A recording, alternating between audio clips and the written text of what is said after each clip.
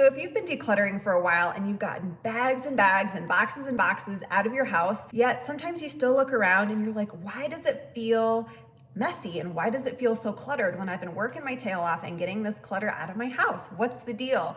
Well, today's episode is for you because I'm going to be sharing some surprising things that you still have in your home that are making it actually feel more cluttered and look more cluttered than it probably is.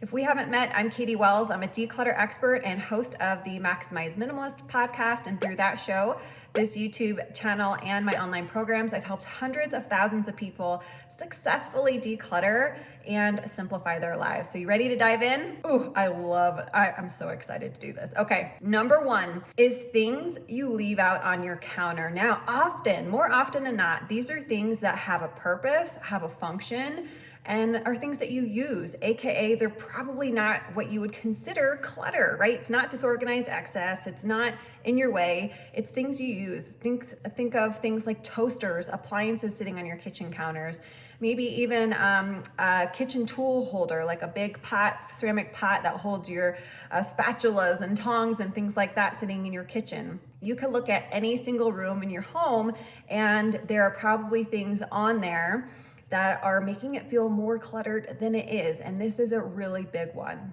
Now, a lot of people tend to keep things on their surface areas like kitchen countertops, for example, for one of two reasons. Number one, you might feel like it's convenient. So if you use your toaster every single morning, let's just say that takes 2 minutes tops, right? So there's 24 hours in a day. So the majority of the day, your toaster is sitting there unused. And likely, if you've been following me for a while, you've heard me say that clutter attracts clutter and stuff attracts stuff, even if it's useful and has a purpose. So you might notice throughout the day that other stuff lands next to that toaster that you don't even want to end up there. Water bottles, sippy cups, mail, junk mail, all kinds of things. So I would like to encourage you to try and store that toaster out of sight, maybe in a cabinet, maybe in a Lazy Susan. And maybe you're thinking, but Katie, I would totally do that, but I don't have space in my cabinets. They're already filled up. Well, as you continue decluttering, I can almost guarantee you this space that you so desperately wish you had will appear out of nowhere, or it will feel like that one day. Because if you slowly declutter a little bit each and every day, and over time, you're gonna be able to make space. Maybe you get rid of extra appliances and accessories and kitchen dishes that are just taking up space you don't need. Or additionally, maybe in your kitchen, you are storing things that you only use 4 times a year when you host and have people over. I highly encourage you, think of your kitchen as prime real estate. If you have a whole cabinet dedicated to hosting supplies and big serving dishes and platters and things like that, it doesn't really make sense to have it in prime real estate in your kitchen. So maybe you store that elsewhere. For example, I store that type of thing in our dining room, in that little corner cabinet back there. Maybe for you, that's a garage or a closet nearby. And then you can store things that you typically leave on your kitchen counter in the cabinet. I promise you, just by moving things like toasters, tool holders, and things like that off your countertops are gonna make a huge difference. So while we're talking about surface areas, I know we talked a lot about kitchen counters, but a surface area is anything that's a flat surface, which is basically a lot of different spaces in your home. So go around your rooms and you'll probably notice things on those surface areas that are, again, maybe you do decide it is excess, it is clutter, it needs to go. Or maybe you decide, yes, this has a purpose and a function, but I could probably store it in a drawer. So nightstands, bathroom counters, even coffee tables. And by the way, our family got rid of our coffee table sitting here in our living room about 3 or 4 years ago, and I never looked back. And here's why. I noticed that all the coffee table was doing as a surface area was attracting clutter and junk to it. I felt like I spent all day clearing stuff off the coffee table that ended up there that wasn't supposed to be there. So one day I decided, let's just try and live without. Best decision ever. So maybe you decide some of these things that have surface areas are nothing more than clutter and stuff collectors. And if that's their only purpose, bye-bye, in my humble opinion. And then let's also mention that floors. People don't realize, yeah, your floor is a surface area. So look around your home, things that tend to land on floors that make it feel instantly more cluttered. Number one, typically shoes. So if your family or you are kicking your shoes off all throughout the house on every single level, your home's gonna feel instantly more messy. And number two, as far as floors goes, pet toys. Now, I am a cat lady. You've probably seen my cats running behind me through my videos. I've got 3 cats. I love pets. I would have more if I could. I don't wanna be a cat collector. So if you have pets or a pet lover like me, maybe you have some toys, bones, snacks, and things that just tend to accumulate on the floor. Simple things like having a dedicated basket where you do a quick triage and pick everything up at the end of the night and stick it in that basket when you do your daily reset. If you've learned that from me and started implementing that, can be a big difference. Of course, I'm not saying get rid of your pet's toys, at least the ones they use and love. Maybe the extra ones, sure. But just having a place you can put them at the end of the day or once a day just to do a quick tidy up can make your home feel a lot more tidy. Okay, these next ones are doozies, and I know they're gonna cause some minor controversy here. All right, home decor. Yes, in my humble opinion, and I think I am no interior designer, but I know a lot of interior designers also agree with me that there is such a thing as too much home decor. So whether that's throw pillows, candles, art on the wall, or blankets, anything in between, remember that every single object in your home is a magnet for your attention. So even the items that you love and use to items that are cluttered, anywhere in between, it doesn't matter. It's a magnet for your attention. So if you have 18 throw pillows and you constantly find yourself having to pick them up every day because your kids knock them off or you knock them off the couch, maybe that's just a few too many. So consider letting some of those go. Again, an instant facelift to your home, and it's not by going out and buying more stuff. It's about subtracting and eliminating extra stuff you don't need. And a quick note on home decor. So I used to be one of those people that constantly felt like there was something missing in my home. I really wanted to make it feel more cozy. So my go-to was to go to Target or go to TJ Maxx or Home Goods and continuously keep picking things out. And I'd buy a new candle thinking that would solve the problem, and it didn't. So then I'd go get a new throw pillow, and then it still didn't feel cozy. So I kept adding, and unbeknownst to me, I was just causing more visual clutter, causing more mental clutter too. And it didn't actually solve the problem.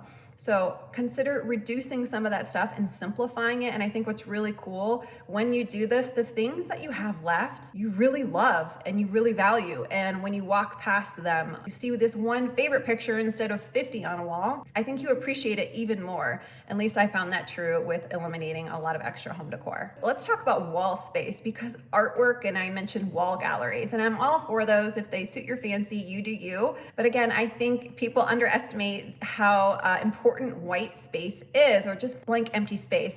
As human beings, we want to fill every single nook and cranny in our homes. I think that's human nature for a lot of people. And so when you're able to maybe take some things off the wall, move some things around, it can make a big impact in just you being able to relax in your home at the end of the day and feeling less messy. And I've noticed that open wall space just creates really good feng shui, and it creates this more peaceful and calming energy in your home. In fact, when I used to work one-on-one with clients, I used to have them send me a Pinterest board, like how would you love your home to look in an ideal world? And guess what? 10 times out of 10, they would send me pictures of homes that had very minimal home decor, but when they sent me their now picture, their home was filled with all these things. So take it from me, reduce some of that home decor, okay? So let's take a minute and head back into the kitchen, because that's where the next one is, and that is the front of your fridge or your freezer, your stand-up freezer in that space. A lot of people, again, we fill it up with magnets or pictures of our family or artwork from our kids or reminders or coupons or whatever that looks like. And when things become so busy, it's like we don't see anything because it's just all chaos. And so again, simplifying it. Maybe you take pictures of some of the old artwork, take a picture of you and your kid holding the artwork and recycle it, and then keep one of the newest favorite pieces on there right now. Get rid of the coupons that have been expired for 2 years. Maybe move some of the magnets to the side of the fridge where it's not maybe as much of an eyesore. It doesn't catch as much of your attention, and it's not as much of a distraction. Now, again, I'm a mom. I have 2 sons who make artwork in school every day, and they love it, and I want to be enthusiastic about that and show that I care and I'm interested in their artwork, because I am. So one way to do that is to display it. So we kind of have an agreement that their newest or most favorite artwork stays on the fridge, so that's 1 piece each, and then the rest, like I said, we take pictures of. Some of their other favorites live in their rooms temporarily. We do have a keepsake box, which we don't put everything in, and then the rest of the things I use a service called Archive for, and I'll do a video soon on how I use Archive archive to hang on to all the memories, but not all the clutter. It's been a game changer for arts and homework clutter in the Wells household. So again, test moving some things around, obviously getting rid of any clutter that's been hanging out in the front of your fridge. I think it'll make a big impact. All right, let's head into the shower or your bathroom, for instance.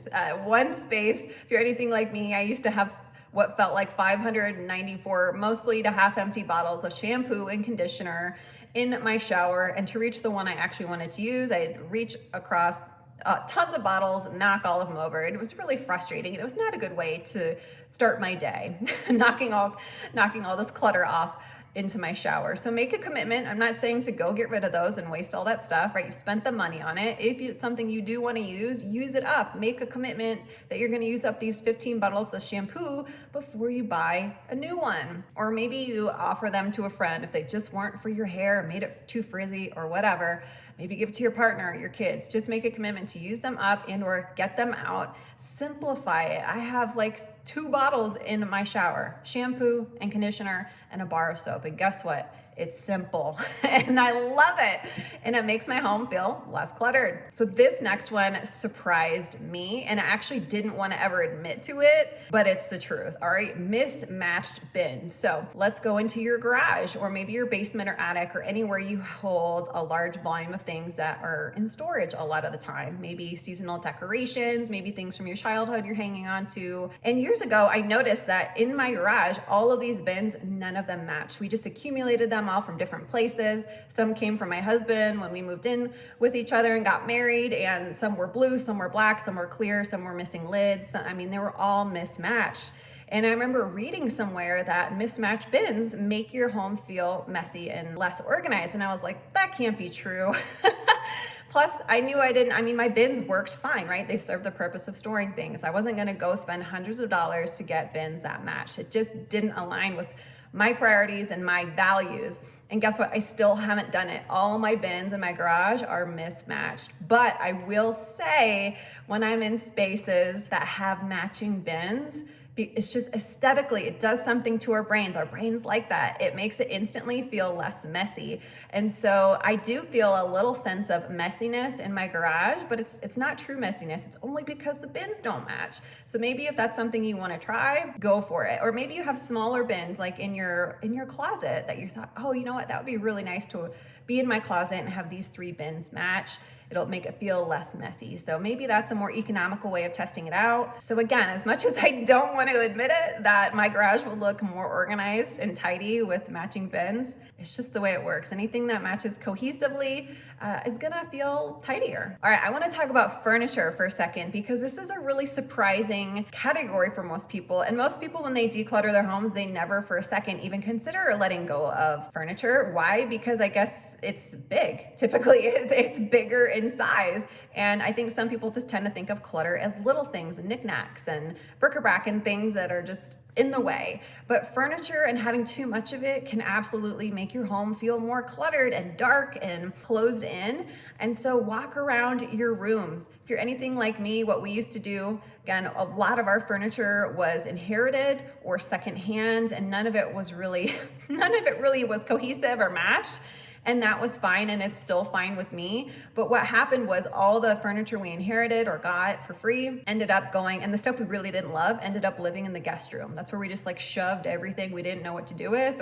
And so anytime a guest stayed at our house many years ago, it was like filled with stuff and large pieces of furniture we just didn't want in the rest of our house. So if you have these large pieces of furniture that you could sell and make a few bucks off of, do it and enjoy that white space that comes along with getting rid of that coffee table or that big bureau that you've just noticed is just collecting dust and there's no use for it in your home. So take some time to go through your house and edit some of those furniture pieces you just simply don't need anymore. All right, you know I can't go one video without talking about overflowing spaces. Sometimes we declutter and make massive progress, but yet we still maybe open our dresser drawer and it's still overflowing with clothes, or we go to pick out our shoes and we trip over some shoes on the floor, right? There's still simply too much, even though you've already made progress, or maybe you've made progress in some areas, but you need to shift your focus and attention into other spaces in your home.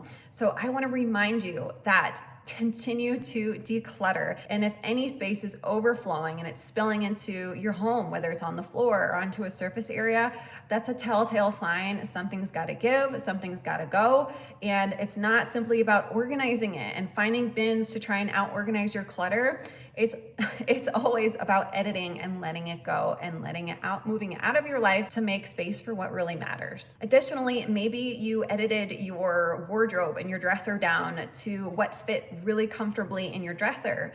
But over the last 6 months since you've done that, you've made some purchases, right? And so sometimes we think, I finished my closet, I have reached my goal, and I'll never have to declutter again. That's not the case, especially if you never get to the roots of your clutter, which for a lot of people is buying stuff. So remember, just because you decluttered it once and saw success doesn't mean you'll never need to declutter it again. So pay attention to those overflowing spaces and use that as a cue to let go of more. Decluttering is important in so many ways, and if you're ready to start or continue on with that journey, I'd love for you to take a minute and click the video on your screen to learn about my good enough home rule.